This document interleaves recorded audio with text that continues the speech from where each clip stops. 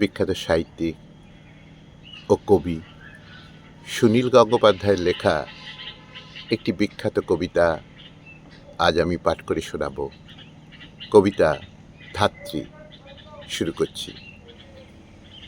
শিয়ালদার ফুটপাতে বসে আছেন আমার ধাইমা, দুটো হাত সামনে পেতে রাখা, ঠোঁট নড়ে উঠছে মাঝে মাঝে। যে কেউ ভাববে দিনকানা এক হেজিপেজি, ৭২-এর রিফিউজি বুড়ি। আতুর ঘরে আমার মুমূর্ষু মায়ের কোল থেকে উনি একদিন আমাকে বুকে তুলে নিয়েছিলেন। ওই ডাটো শরীরে স্তন্যপান আমি করেছিলাম। প্রতিদিন শুষে নিয়েছি রক্ত। ধাইমার কুড়োর গন্ধমাখা বুকে শুয়ে আমি চিল কান্না কেঁদেছি।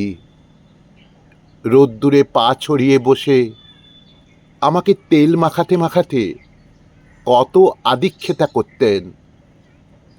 মা মাসিদের কাছে পরে অনেকবার শুনেছি সেই গল্প। আমার ভেদবমির সময় অমাবস্যার মধ্যরাতে স্নান করে তুলে এনেছিলেন গন্ধবাদালির পাতা।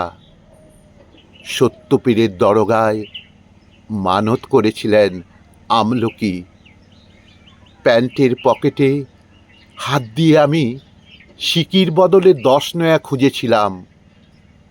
দিনকানা বুড়ি চাইছিল, দুটো পয়সা দে বাবা।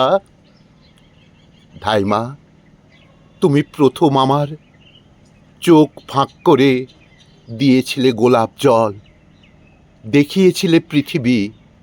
ধাইমা, এ কোন পৃথিবী তুমি আমাকে দেখালে? বুড়ি, সর্বনাশী, আমাকে কেন বাঁচিয়ে রেখেছিলি এই অকল্পনীয় পৃথিবীতে? আমি আর কত কিছু হারাবো, আমি আর কত কিছু হারাবো।